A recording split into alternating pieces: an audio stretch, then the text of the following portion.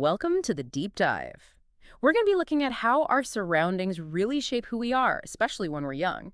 Today we're diving into something called Ori Bronfenbrenner's ecological systems theory, kind of a revolutionary way of looking at child development. Yeah, it's really Hmm. amazing how Bronfenbrenner went beyond that, classic nature versus nurture argument. Hmm. He showed how those two ideas are really intertwined, Right. and he gave us a great way to see how a kid's environment, with all its different parts, really impacts their development. Absolutely. Yeah. And today, our guide for this whole thing is a blog post we found called Ecological Systems Theory, according to UREB, from the Multicultural Counseling Service website. Okay. It does a really nice job of breaking down this complex theory into 5 main systems. Five. Yeah, and the way they all fit together is pretty fascinating. Like those Russian dolls, where Mm. each one fits inside the next. Right. But Yeah. here it's not just about size. It's about how influences from one system can kind of flow out and affect all the others. Okay, so let's start with that smallest doll, the microsystem. This is a child's most immediate world. Their family, caregivers, friends, school. Right. Right up close and personal. Yeah, it's where all those everyday interactions are happening, and the blog post really highlights how crucial positive relationships are within this system. But there's a twist here, right? Exactly. Bronfenbrenner understood that it's not just a one-way street. A child's own temperament, Yeah. their personality and how they react to things, that plays a role too. It's this kind of back and forth between a child's their inherent nature and how they're being nurtured. The blog post gives us a good example of a dysfunctional family, which it can really have a long-lasting negative impact on a child. Mhm. But then you think about a child with a naturally sunny personality. They might be able to weather those storms a little better because their natural resilience kind of helps them cope. So some kids just come equipped with their own little umbrellas. So we've got this inner circle of influence, this microsystem, but then those circles start to overlap, right? That's where we get into the mesosystem. Yeah, think of it like the space between those dolls, where those separate systems are touching and kind of interacting with each other. Like, how involved are the parents in a child's school life? Do the values they learn at home match up with what's being taught at school? These connections, or the lack of them, can really have a significant impact. It's like you're learning about sharing at school, but then at home, you're seeing arguments all the time. Those mixed messages have got to be confusing for a kid. And the blog post brought up a really tough situation of divorced parents with completely opposite parenting styles. Yeah, that's a prime example of the mesosystem in action. It's something a lot of families have to deal with. Imagine the pressure a child feels trying to keep both parents happy when they're both expecting different things. And it just highlights how important communication and cooperation are, even in tough family situations, to try and minimize the impact on the kid. It really makes you realize that as adults, we have to put that child's well-being front and center, even when things are tough. So far, we've got those direct influences of the microsystem and then the interaction with the mesosystem. But there's stuff beyond that, right? Things that maybe a child isn't even aware of, but that are still impacting them in a huge way. Right, and that's where the exosystem comes in. It's like those outer layers of the Russian doll. It represents the environments that are indirectly influencing the child. Think about a parent's work situation. Like a really demanding job might mean less time and energy for the family, leading to stress that, trickles down to the child. Or the opposite, right? Let's say a parent gets a promotion. All of a sudden, there's more financial stability. Maybe they even get to take a family vacation. Those positive changes, they definitely reach the child too. The blog post even talks about how even things that seem far away, like changes in how safe the neighborhood is or what resources the community offers that can affect a child's development. That's right. It's kind of like a chain reaction. These, what seem like external factors, they set off a ripple effect that, reaches the child and shapes their experiences and the chances they get. Okay, so we've got these increasingly larger spheres of influence, but it almost feels like we need to zoom out even more, like get a satellite view of the whole landscape. Exactly.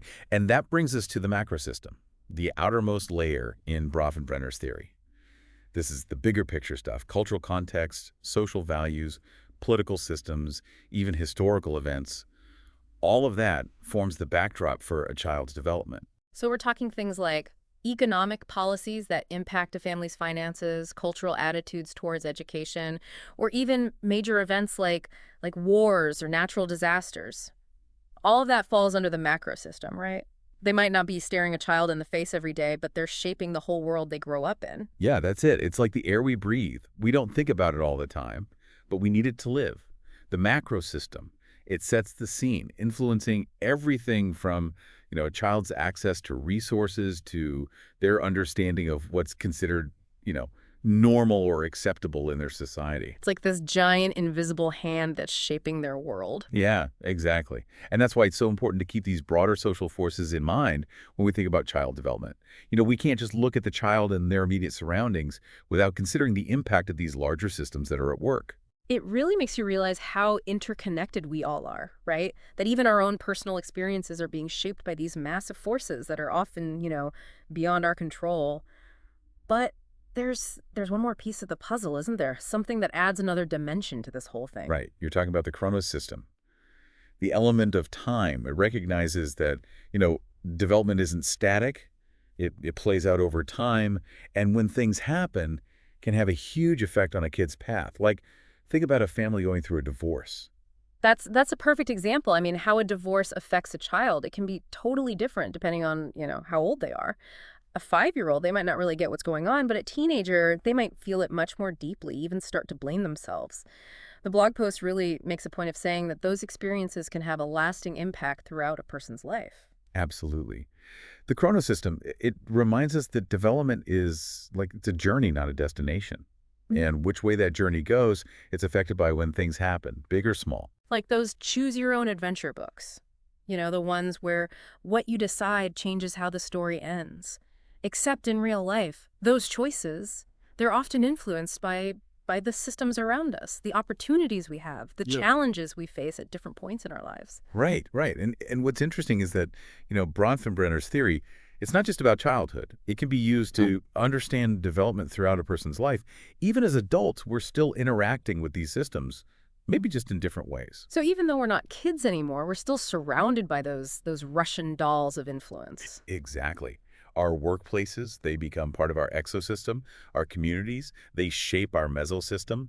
And the political climate that's influencing our macro system, it's all Yeah. connected. And understanding those dynamics can help us navigate the complexity of adult life, too. It's like we've traded in those little wooden dolls for a set of giant inflatable ones. Right. But seriously, it's amazing to think about how these systems continue to shape us, even as adults. And that's where it gets really empowering. If we can figure out which systems are at play in our own lives, we can start making more informed choices about how we deal with them. We can, advocate for change at work or in our communities. We can choose to surround ourselves with positive influences. And we can develop ways to cope with the tough stuff that comes up. So it's not about feeling trapped by these systems, but more about recognizing their influence and using that knowledge to make positive change, both for ourselves and others. Exactly. It's like having a map. You can't, move mountains or change the rivers, but you can choose your route and find the best way to navigate the terrain. Okay, I'm really starting to see how this is so much bigger than just understanding child development. It's a way to understand human behavior and how society works as a whole. And it makes you wonder, could we use this knowledge to build a better future? The blog author actually brings up that very question. Yeah. Could teaching Bronfenbrenner's theory in schools help us create a more positive world? It's an interesting thought. Imagine if kids grew up understanding how these systems shape their lives and the lives of those around them. They might be more empathetic, more aware of social injustices, more motivated to make a difference. Like giving them the tools to not just understand the world, but to actually change it. It reminds me of that famous quote, "Be the change you wish to see in the world." But it's not just a quote anymore. It's like a roadmap. Exactly. And it highlights how powerful education can be in starting these positive ripples. But it's not just about kids, you know? We can all apply this knowledge to our own lives. What if we all start thinking about how our actions impact those different systems that we're a part of? It's like becoming more aware citizens, not just of our physical communities, but of these invisible systems that connect us all. Right. And that brings us back to something the blog post emphasizes. Two really important things that Bronfenbrenner believed were essential for healthy development: unconditional love and quality time. They sound simple, but they have a huge impact on a child's ability to thrive. It's like building a solid foundation for that house, no matter what the weather's like outside. It creates this feeling of safety and belonging that can, help kids through tough times, big or small. And it's not just for kids, right? We all need that, right? To feel loved and supported, to have meaningful connections, to feel like we belong. It's part of what makes us human. Totally. It's like we're all carrying around those Russian dolls inside of us, and those inner layers of love and connection, they're what keep us strong and whole.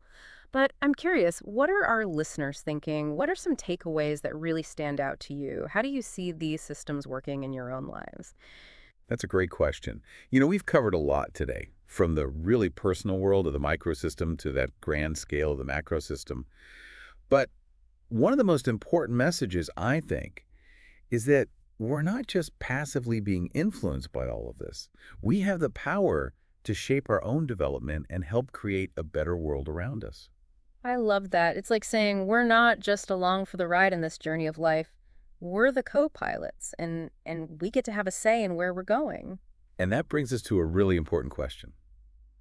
How do we take all this knowledge and turn it into action?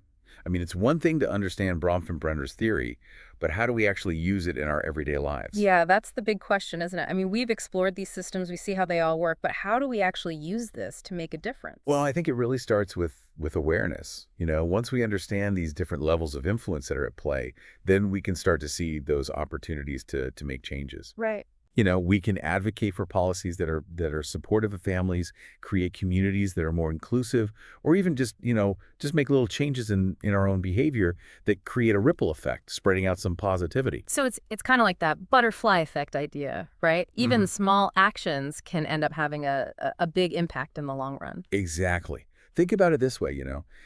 If you volunteer at a local school or you donate to a charity that supports kids' education, those actions might seem, small on their own, but they're contributing to a more positive ecosystem for those kids in your community. I see what you mean. It's like we're all part of this giant web, and even the tiniest threads can actually make the whole structure stronger.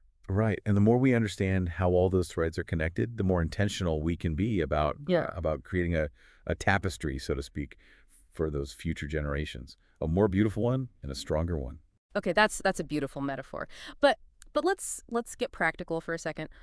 What are some tangible things our listeners can do to apply this knowledge to their own lives? Well, it really depends on your own individual situation, right? Hmm. And the systems that you're interacting with the most. But here are a few ideas to get the ball rolling. If you're a parent, you can, make a conscious effort to be more present, more involved in your child's school or maybe their extracurricular activities. If you're an employer, you can advocate for policies in your workplace that are more family friendly. And if you're a citizen, you can vote for candidates who support those policies that actually benefit children and families. Those are all great suggestions. And even if we're not directly involved with children, we can still contribute to building a more supportive macro system. We can challenge harmful stereotypes, speak out against injustice, and support organizations that are really trying to make a difference in the world. Absolutely. I mean, Yeah. every action, no matter how seemingly small, it can contribute to a positive change. And remember those two key ingredients we were talking about earlier, Yeah. unconditional love and quality time. Yeah.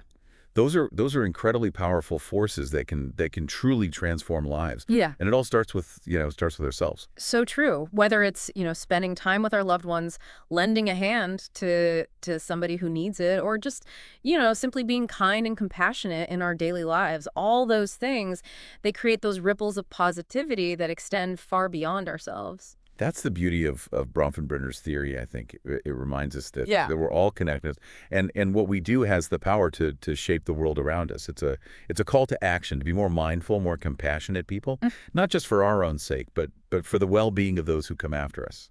What a powerful message to end on as we wrap up this deep dive into Uri Bronfenbrenner's ecological systems theory. I don't know about you, but I'm feeling a sense of hope, a sense of inspiration. It's a good reminder that even though the world can feel really complex and overwhelming at times, each of us, we have a role to play in creating a more positive and just future for everyone. And remember, the journey, it doesn't end here. Keep exploring, keep asking questions, and keep using this knowledge to make a difference in whatever way you can. Beautifully said. Thanks for joining us on this deep dive, listeners. Until next time, keep those minds curious, keep those hearts open to all the possibilities for positive change.